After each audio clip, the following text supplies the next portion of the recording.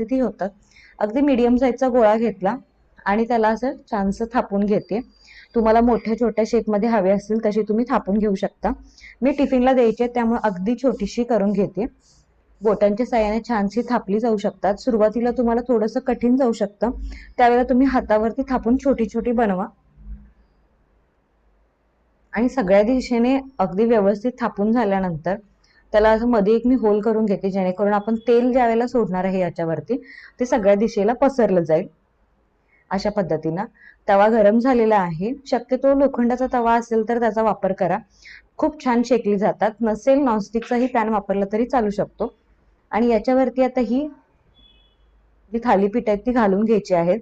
तो रुमाल मी ठेवला आणि पटकन आपल्याला थोडंसं पाणी लावून रुमाल काढून घ्यायचा आहे, जेणेकरून आपला रुमालही चिकटणार नाही आणि आपली धपाटी आरामशीर सोडवली जातील तिथून। थोडंसं